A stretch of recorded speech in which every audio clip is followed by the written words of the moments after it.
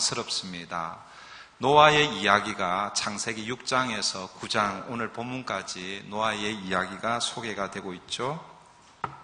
노아의 이야기가 시작될 때 하나님께서 노아를 어떻게 말씀하셨습니까? 6장 9절에 이렇게 말씀하고 있습니다. 노아는 의인이요 당대의 완전한 자라. 그는 하나님과 동행하였으며.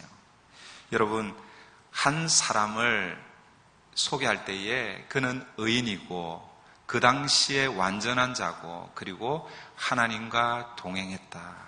얼마나 멋진 그 사람에 대한 평가입니까? 이 정도로 성경이 평가한다면 어떻게 보면 믿음에 성공한 사람이라고 할 수 있겠죠. 그리고 사실 지난주까지 살펴본 노아는 이에 걸맞는 그런 사람이었습니다. 하나님께서 노아에게 방주를 지으라고 했을 때에 여러분 방주, 이 배 짓는 게 1, 2년 안에 끝나는 일이 아니었잖아요. 그죠? 120년 동안 지어야 하는 일입니다. 그런데 노아는 신실하게 말씀하신 대로 방주를 지었습니다. 여러분 방주를 다 짓고 나면 그 안에 얼마나 들어가고 싶었겠어요. 그런데 여러분 하나님이 들어가라 말씀하시기 전까지는 노아가 그 방주 안에 들어가지 않습니다. 근데 하나님이 방주에 들어가라 할 때 그때도 말씀하신 대로 방주 안에 들어갔습니다. 여러분 노아가 방주 안에 얼마나 머물렀습니까? 실제 홍수는 40일 주야로 40일 이 샘근원이 터지고 그리고 또 하늘에 문이 열려서 이 홍수가 시작이 되었습니다. 실제 홍수 자체는 40일이었지만 그 홍수로 인해서 물이 땅에 창일한 것은 약 한 150일. 그런데 그 150일 지나고 하루아침에 물이 사라지는 것이 아니죠. 그 물이 사라지고 걸린 시간이 1년하고 약 한 17일 정도가 시간이 지났습니다. 여러분 어느 정도 물이 다 줄어든 것을 알았지만 그러나 창이 위로 나 있었기 때문에 밖의 사정을 알 수가 없었습니다. 그때 노아가 까마귀를 내어보내고 비둘기를 내어보냈죠. 까마귀는 한번 나가고 나서 돌아오지 않았습니다. 그런데 비둘기를 내어보내니까 접촉할 곳을 찾지 못해서 다시 돌아왔다 그랬어요. 두 번째 보내니까 뭘 물고 왔어요? 감람나무 새 잎사귀를 물고 왔습니다. 그 말은 뭐예요? 물이 상당히 거의 물이 줄어들었고 그리고 뭐예요? 새로운 생명이 생기기 시작했다라는 것을 알 수 있죠. 세 번째 비둘기를 내보냈습니다. 비둘기가 돌아오지 않습니다. 그 말은 이제 물이 다 말랐다는 그런 의미죠. 그런데도 노아는 2달을 더 기다립니다. 물이 다 말랐으면 이제 나갈 만도 하잖아요. 그런데 또 다른 무언가를 기다렸습니다. 뭘 기다렸다고 그랬습니까? 하나님의 말씀이죠. 방주를 지을 때도 하나님의 말씀대로 지었고 방주에 들어갈 때도 하나님의 말씀대로 들어갔고 이제 방주에 나올 때도 뭐예요? 노아는 하나님의 말씀에 따라서 나오는 것이죠. 이 노아의 삶을 보면요 철저하게 하나님의 말씀에 따라 순종했던 사람임을 알 수 있습니다. 완벽한 사람처럼 보이죠? 아니 실제로 높은 수준의 영성을 지녔던 사람임에 틀림없습니다. 하나님은 그 노아와 언약을 맺으셨습니다. 아담과 맺었던 그 언약을 노아에게 다시 언약을 맺으시고 그 언약의 증거로 무지개를 보여주셨죠. 여러분 이것이 지난주까지 말씀이었습니다. 그런데 오늘 본문은 노아가 방주에서 나온 지 얼마나 시간이 지났는지 우리가 알 수는 없지만 오늘 본문에 비춰보면 농사를 짓기 시작했고 포도나무를 심었다고 했습니다. 그리고 그 포도나무에서 포도주를 취했는데 그런데 그 포도주에 그만 취해버렸습니다. 그리고 그걸로 끝이 아니라 자기가 입고 있는 옷을 다 벗은 채로 들어 누웠다라고 그렇게 말씀하고 있습니다. 그런데 그의 아들 함이 그것을 보고 그의 두 형제에게 말하고 그로 인해서 함과 그의 아들 가나안이 하나님의 저주를 받는 그런 장면이 오늘 본문에 소개되고 있습니다. 여러분 지난주까지 6장 9절의 말씀처럼 노아는 의인처럼 당대의 완전한 사람처럼, 그리고 하나님과 동행한 사람처럼 그렇게 보였는데, 오늘 본문에서 그런 기대가 하루아침에 무너지고 있습니다. 저는 오늘 본문을 통해서 노아와 그의 아들들을 통해서 하나님께서 우리에게 말씀하시는 교훈의 말씀이 무엇인지 한 두 가지 정도 함께 살펴보려고 합니다.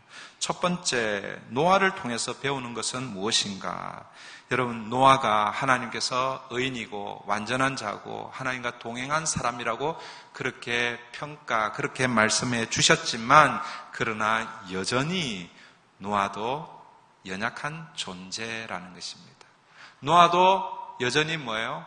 죄의 뿌리를 안고 살아가는 사람이라는 거예요.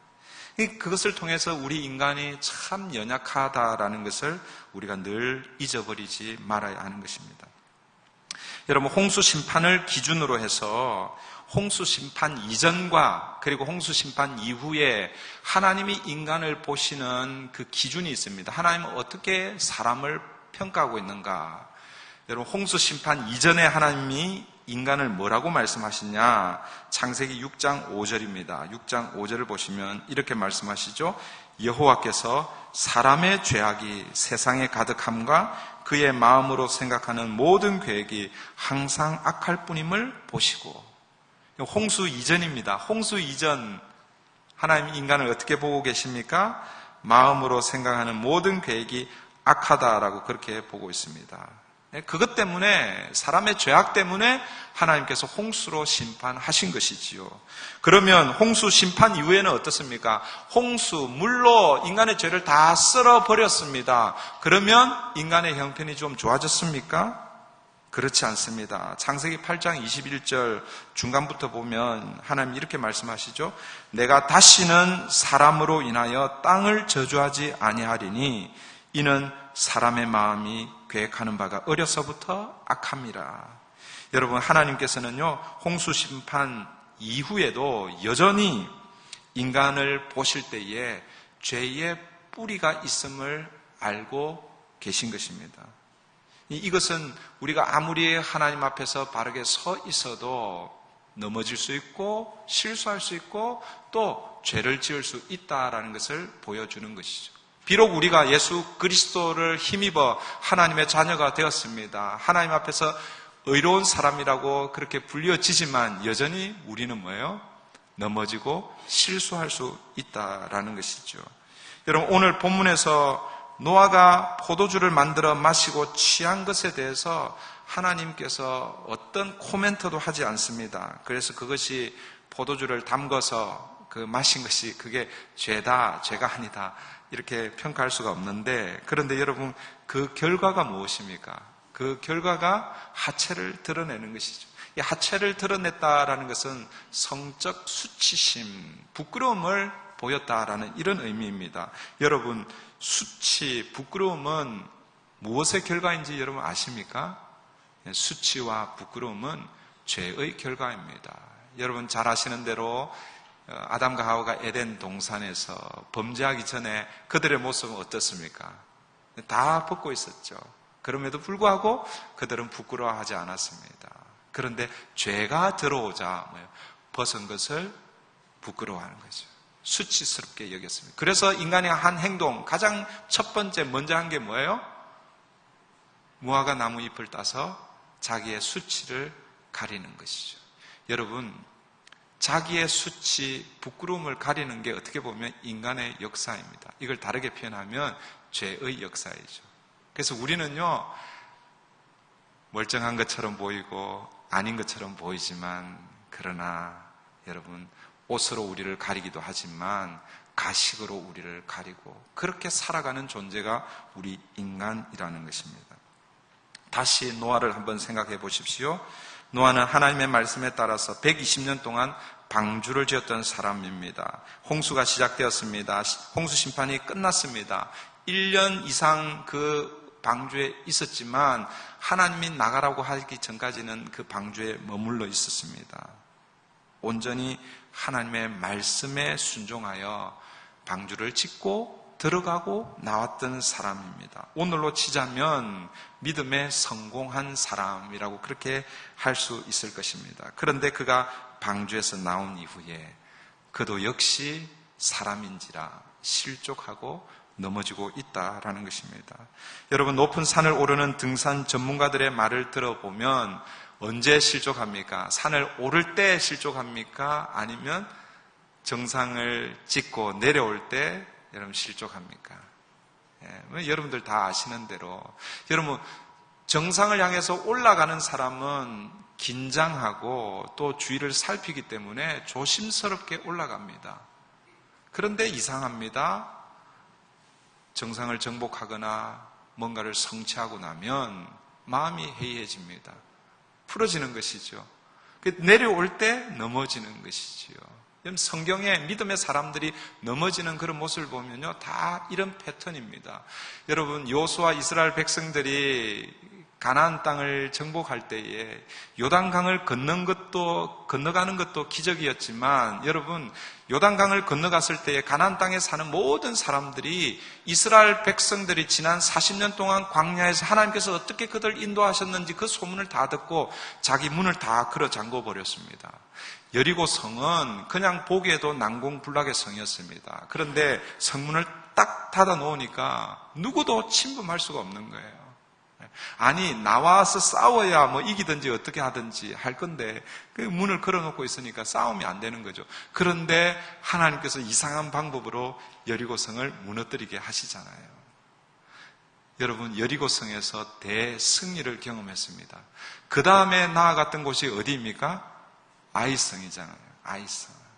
여러분, 아이성은 우리 말할 말처럼 아이성, 이 여리고성하고 비교하면요, 비교가 안 될 정도로 아주 초라한 그런 성이었습니다. 그런데 여러분, 우리가 잘 아는 대로 아이성 전투에서 이스라엘 백성들이 철저하게 실패합니다.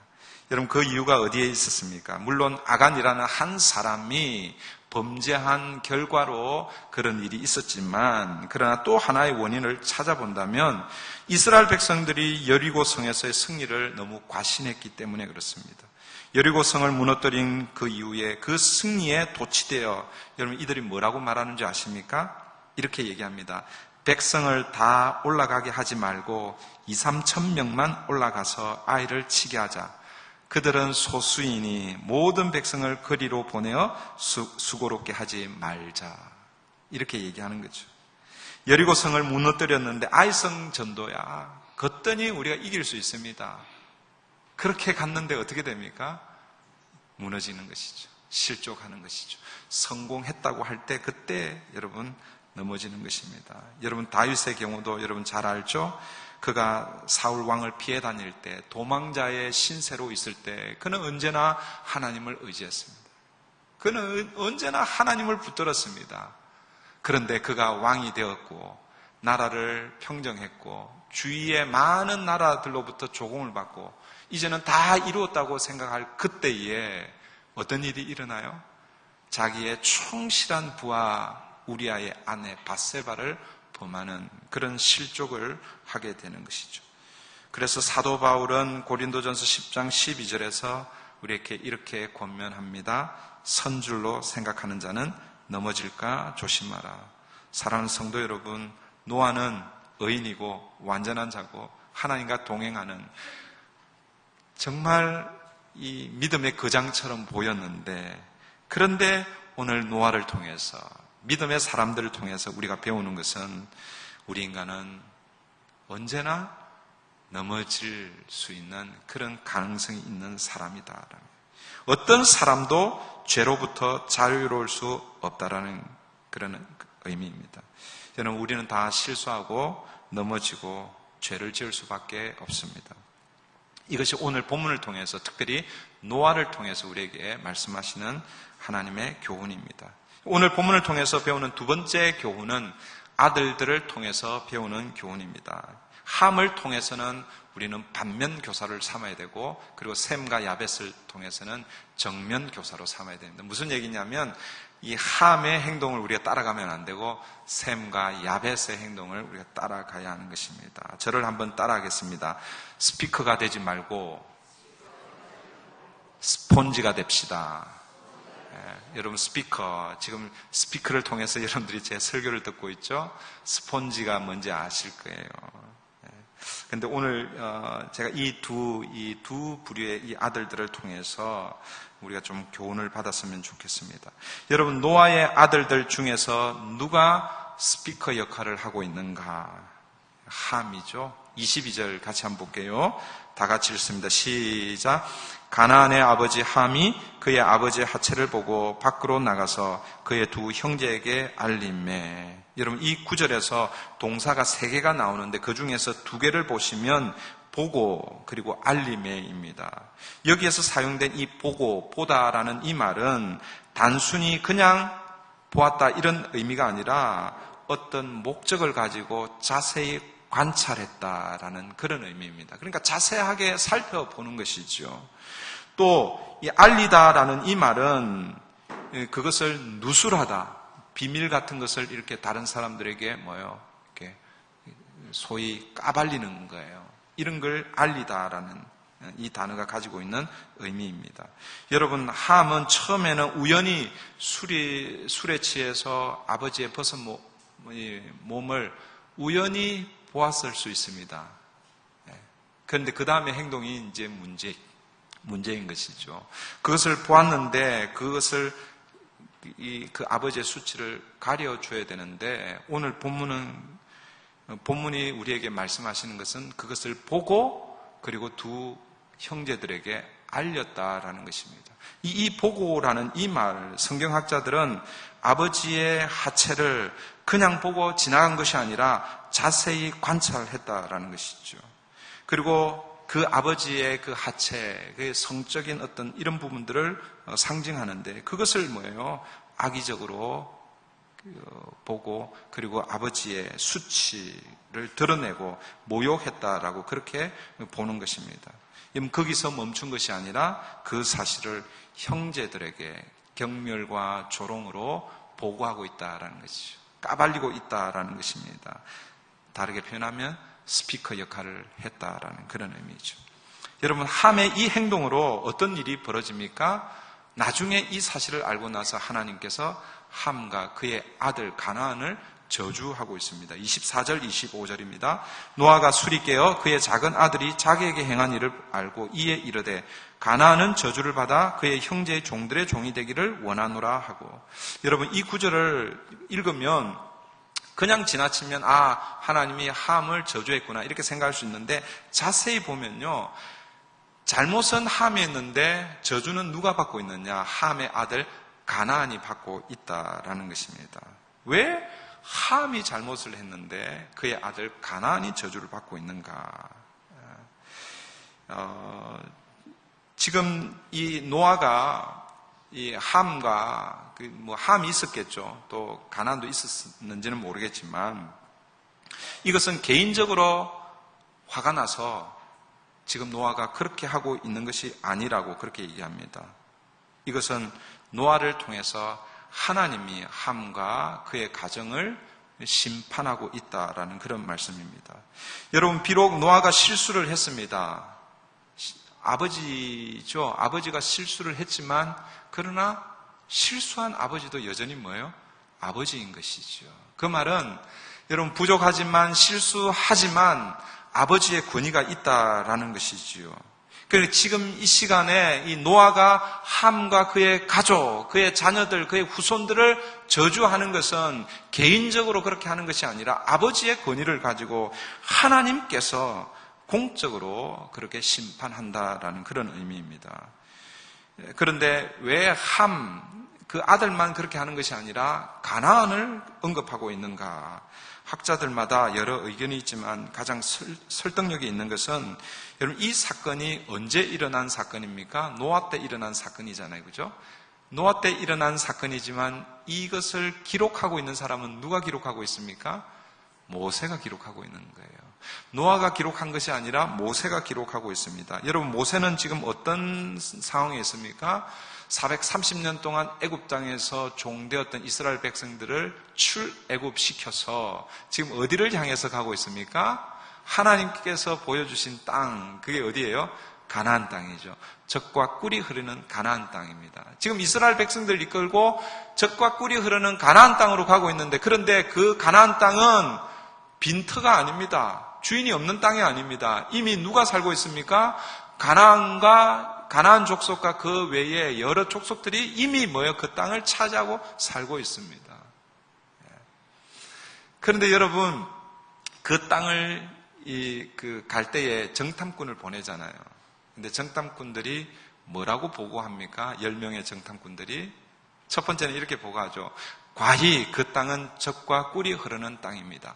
그들이 가져온 과일을 보여주면서 얼마나 아름답고 좋은 땅인지 모릅니다. 그렇게 보고했습니다. 그런데 그 이후에 그들이 뭐라고 보고했어요?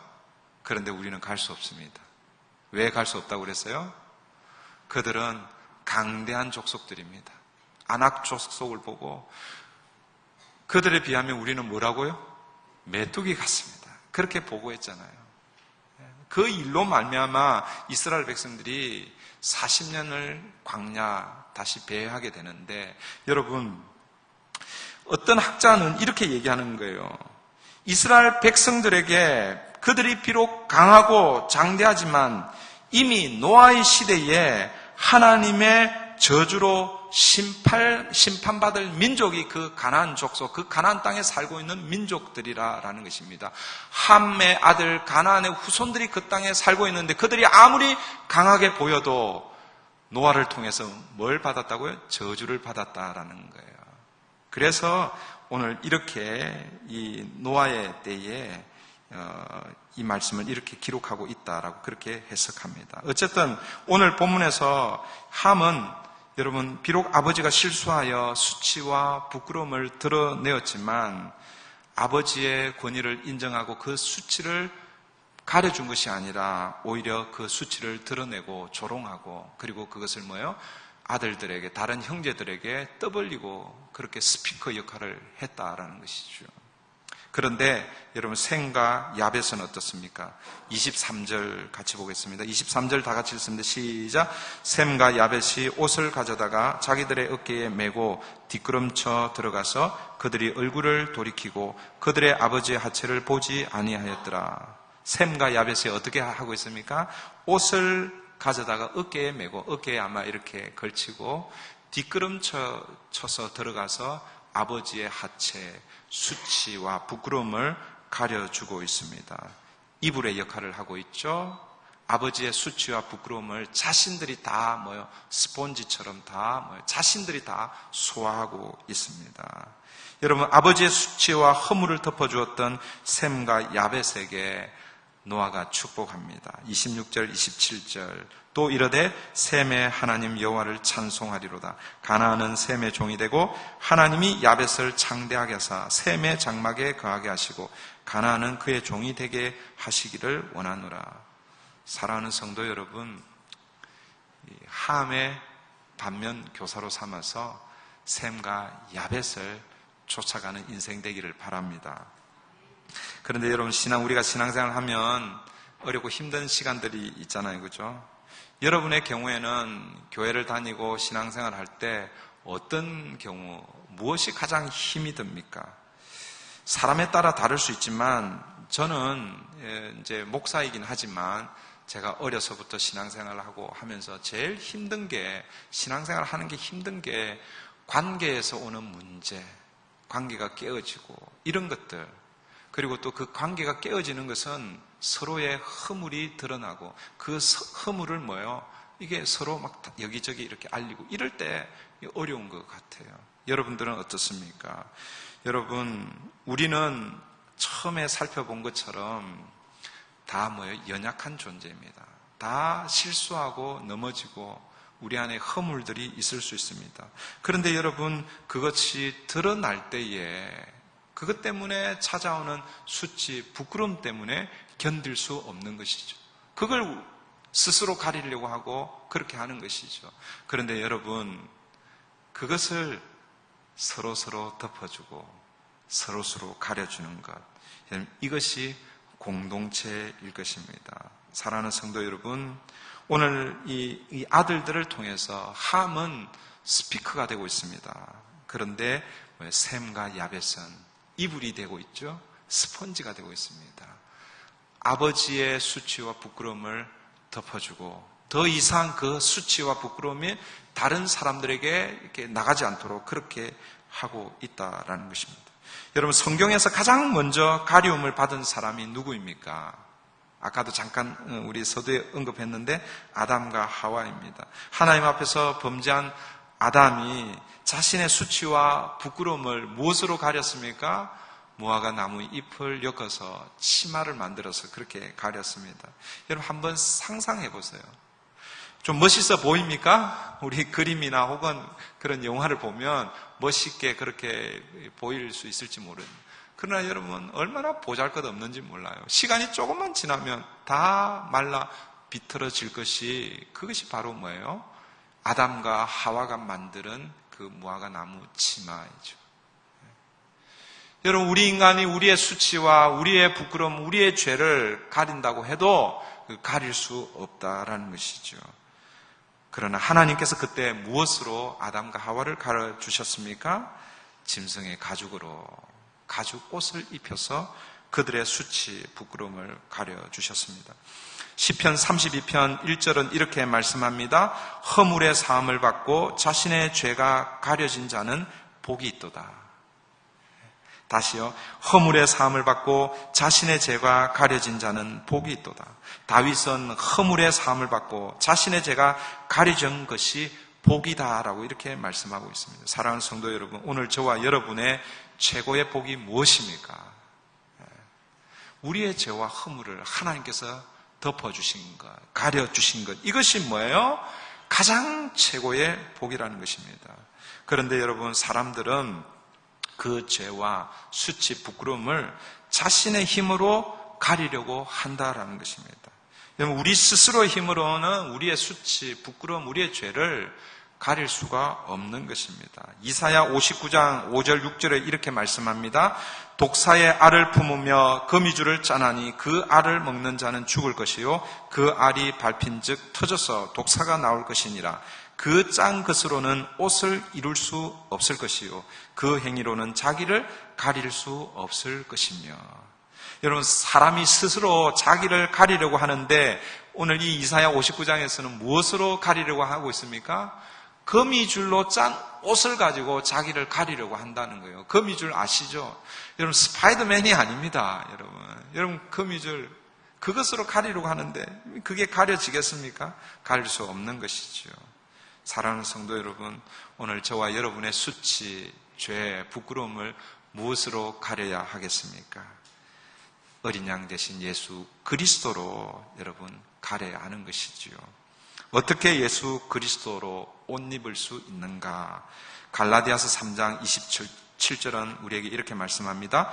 누구든지 그리스도와 합하기 위하여 세례를 받은 자는 그리스도로 옷 입었느니라. 예수님을 주와 그리스도로 고백한 사람들, 그 사람들에게 하나님께서 성령으로 세례를 주시는데 그들에게 예수 그리스도의 의로 옷 입혀 주신다 말씀하고 있습니다. 이제 말씀을 맺겠습니다. 사랑하는 성도 여러분, 덮어주지 않아도 될 인생은 아무도 없습니다. 여러분, 우리는 다 덮임을 받아야 하는 것이죠. 여러분, 만약 제 아내가 저를 덮어주지 않으면, 그래서 저의 허물과 저의 수치, 부끄러움을 여러분 예배 전에 다 여러분들에게 다 까발리면 제가 뭐 설교나 제대로 할 수 있겠습니까? 목회를 제대로 할 수 있겠습니까? 제가 완벽해서 이 자리에서 설교하고 목회하는 것이 아니죠. 저의 허물이 있고 저에도 부끄러운 수치스러운 게 있습니다. 그런데 누군가가 그것을 덮어주기 때문에 가능한 것이죠. 먼저는 하나님이 덮어주셨죠. 그리고 나 함께 있는 아내가 덮어주기 때문에 할 수 있는 것이죠. 또 예배 끝나고 목사님의 허물이 뭡니까? 이렇게 물어보지 마세요. 여러분, 제가 이미 이제 한 1년, 우리 교회 1년 2개월 지금 이제 사역을 하고 있기 때문에 제 허물이 뭔지 짐작하신 분들은 다 아실 거예요. 그죠? 그런데 여러분들이 그걸 덮어주지 않으면 제가 목회할 수 없는 것이죠. 물론 제가 윤리적으로 혹은 사회적으로 큰 범죄로 인해서 그것으로 인해 제가 목회를 할 수 없을 그런 지경에 있으면 제가 목회를 내려놓아야 되는 것이죠. 그런데 제가 아직 인격적으로 성숙하지 못하고 아직 모난 그런 성격 때문에 드러나는 그런 실수나 이런 것들은 여러분들이 어떻게 해야 되겠어요? 스피커가 되어가지고 그냥 여기저기 이렇게 하면 안 되는 거죠. 그죠? 어떻게 해야 되겠습니까? 봐도 못 본 척, 들어도 못 들은 척. 그렇게 덮어주고, 그렇게 사랑으로, 그렇게 감싸주어야 제가 함께 사역할 수 있는 것입니다. 사랑하는 성도 여러분, 실수, 허물은 덮어줘야 하는 것입니다. 그런데 어떻게 덮어줄 수 있습니까?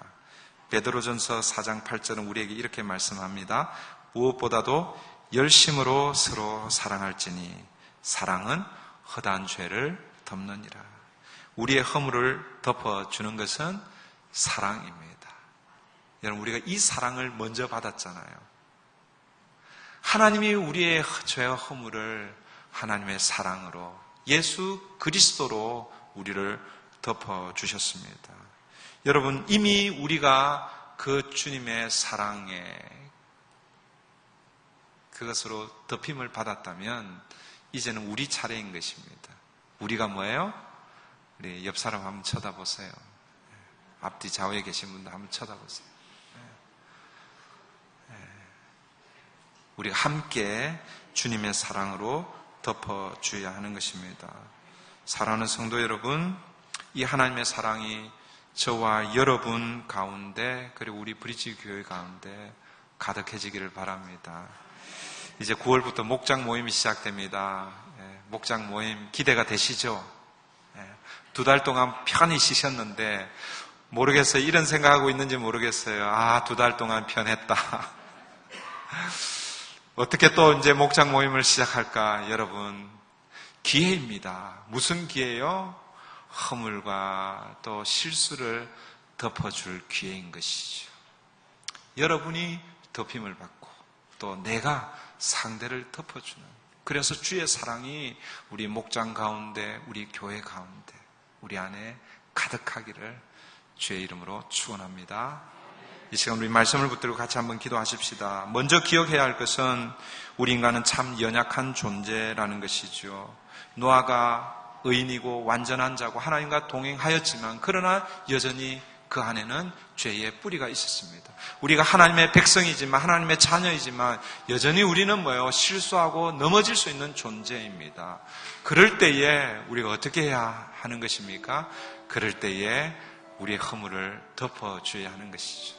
하나님이 먼저 우리를 덮어주셨기 때문에 이제는 그 사랑으로 우리가 함께 덮어줘야 합니다. 이런 은혜가 우리 가운데, 우리 교회 가운데 가득해질 수 있도록 이 시간 우리 함께 말씀을 붙들고 같이 기도하십시다. 하나님